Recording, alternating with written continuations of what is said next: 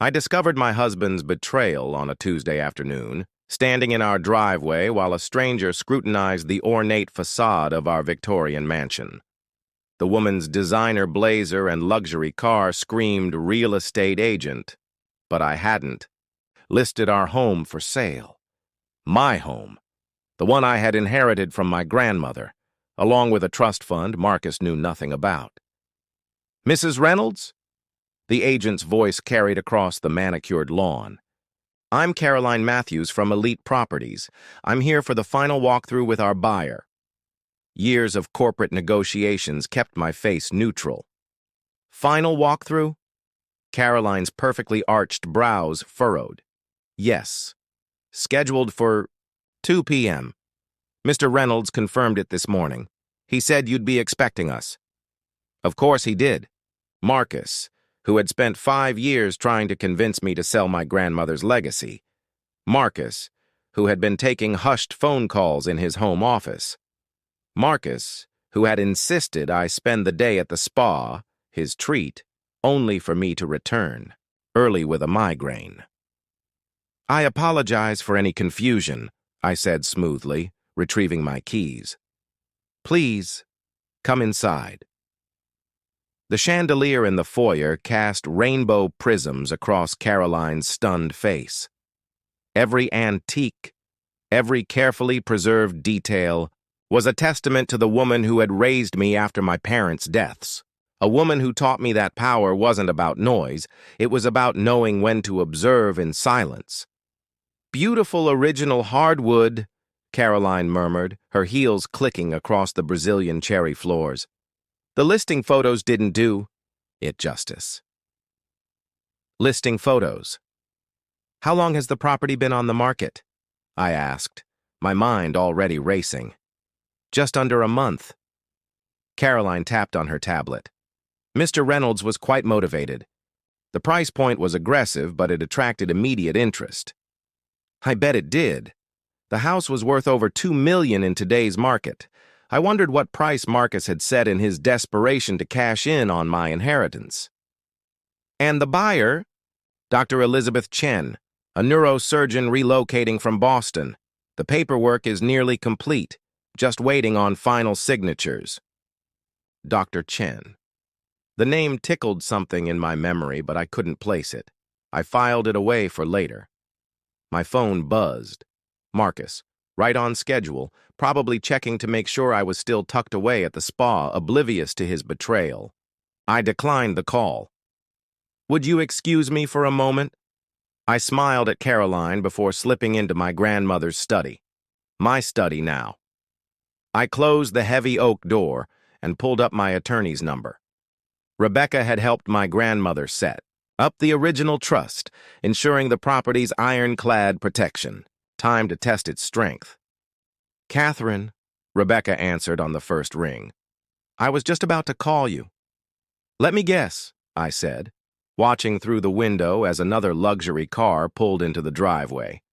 "Someone's been making inquiries. About the deed?" "More than inquiries. There's been an attempt to transfer ownership. The paperwork came through this morning." Marcus, the late nights, the sudden interest in my grandmother's old files, the intercepted phone calls. "Don't worry," Rebecca continued. "The trust protections are intact. He can't sell what isn't legally his." Outside, a tall, elegant Asian woman stepped. Out of the newly arrived car, her presence radiating quiet confidence.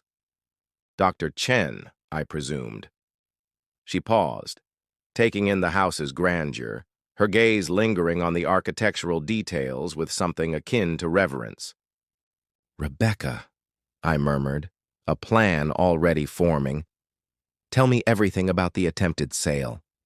And then, I need you to contact Dr. Elizabeth Chen's office in Boston. Something tells me we might have more in common than a love for Victorian architecture." Rebecca's investigation revealed an elaborate web of deceit. Marcus hadn't just listed the house. He had forged signatures, fabricated documents, and created a paper trail so complex it would have been impressive if it weren't so infuriating. "Your grandmother's foresight saved you," Rebecca said. The trust requires dual authentication for property transfers. His forged documents triggered immediate red flags. I glanced out the window. Dr. Chen was running her fingers along the garden fountain's marble edge, the same way I often did while thinking. She paused at my grandmother's prized roses, her expression softening as she studied the heritage blooms. "What else do you have on our potential buyer?" Rebecca's keyboard clicked in the background. "Dr. Elizabeth Chen is something of a legend in neurosurgery. Pioneered several groundbreaking procedures. But here's where it gets interesting. She also exposed a major medical insurance fraud scheme last year, took down an entire network of corrupt administrators." The memory snapped into focus. I had read about her in the Wall Street Journal, the surgeon who had systematically dismantled a multi-million-dollar fraud operation while still performing life-saving surgeries, a woman who knew how to multitask. "There's more," Rebecca continued. "She's been searching for this specific property for over a year, long before Marcus listed it. She tried contacting you directly multiple times. Messages I had never received. Intercepted. My phone buzzed again. Marcus. Third attempt in 20 minutes. This time, I answered. "Darling." His voice dripped with concern. "How's the spa day? Feeling better?" From the window, I watched Caroline leading Dr. Chen toward the conservatory, where my grandmother had taught me her most valuable lesson: patience is the deadliest form of power. "Much better," I replied, my voice matching his false sweetness. "In fact, I'm meeting someone very interesting at the house, Dr. Elizabeth Chen. Do you know her?" The sharp intake of breath on the other end was deeply satisfying. Your home, Catherine? Wait." "She's quite impressed," I continued, though she did mention the listing price seemed unusually low. "What was it again?" "Catherine, listen. Sweetheart, I can explain. I'm sure you can. Just like you can explain the forged documents, the intercepted messages, and the offshore account you opened last week." Rebecca's team had been thorough. Outside, Dr. Chen examined the koi pond with the same calculating gaze she probably used in the operating room. "But right now," I said, watching her movements, "Dr. Chen and I have business to discuss." I ended the call. Time to dismantle Marcus's plan, piece by piece. I allowed myself a small smile. Perfect timing. The police have just frozen all accounts connected to Reynolds Holdings Limited. They're particularly interested in the wire transfers to Grand Cayman. Marcus lunged for the desk, reaching for my laptop. "You can't." Elizabeth moved with surgical precision, stepping between us. Though shorter than Marcus, her presence made him stumble back. "I wouldn't," she advised quietly. "You've committed quite enough felonies for one day." "This isn't over," Marcus threatened, but his voice shook. "I have rights as your husband. Not for long. And as a property owner, you never were." I retrieved a file from my grandmother's safe. "But you're right about one thing. This isn't over." I withdrew the prenuptial agreement he'd signed 5 years ago, the one he'd barely read in his eagerness to marry into the Reynolds name. "You see, my grandmother insisted on some very specific clauses, particularly regarding attempted property fraud." Marcus snatched the document, scanning it with growing horror. His hands trembled as he reached the relevant section. "In the event of fraudulent activity involving Reynolds family assets," I quoted from memory, "all marital claims to property, physical or financial, are immediately void. Furthermore, all assets acquired during the marriage revert to the injured party." "You planned this," he whispered. "No, Marcus, you did. I just learned from the best how to protect what's mine." I glanced at Elizabeth, seeing my grandmother's shrewd teachings reflected in her approving smile. "Now, about that sale you arranged." The next hour unfolded like a master class in dismantling a life built on lies. Rebecca arrived with 2 detectives, their presence adding official weight to Marcus's downfall. He slumped into a leather armchair, watching helplessly as his schemes unraveled. The loan applications are particularly interesting, Detective Morris noted, reviewing documents.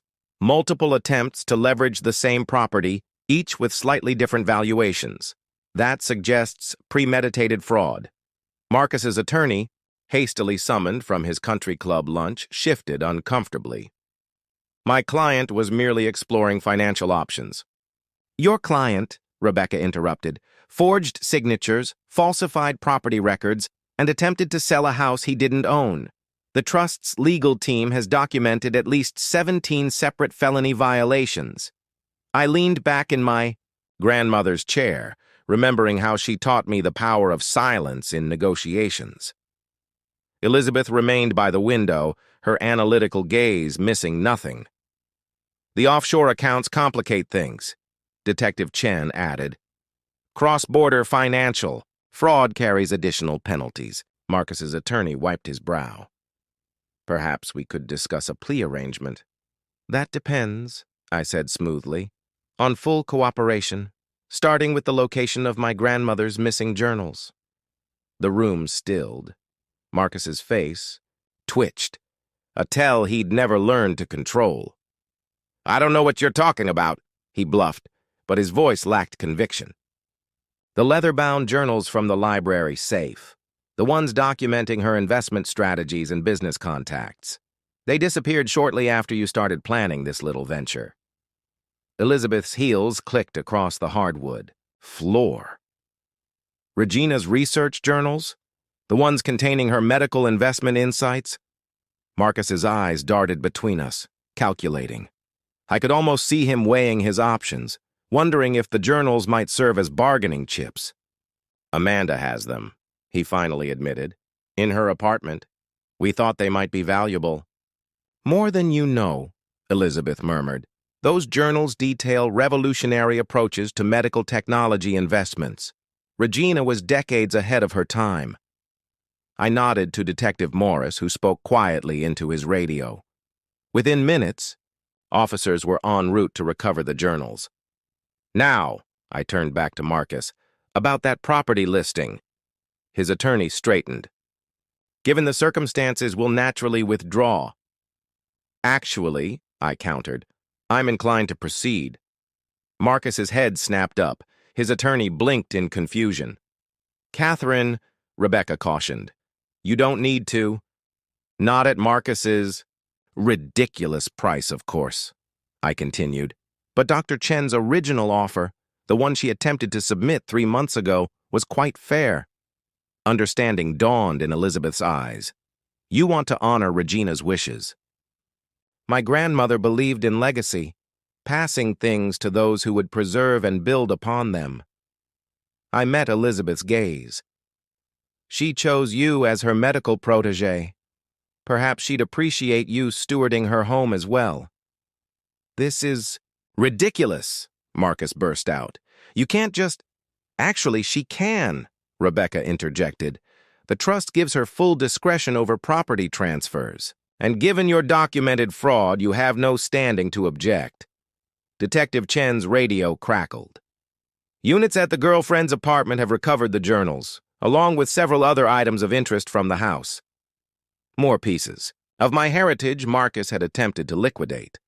No doubt. I made a mental note to do a full inventory. Well then, I stood, smoothing my skirt.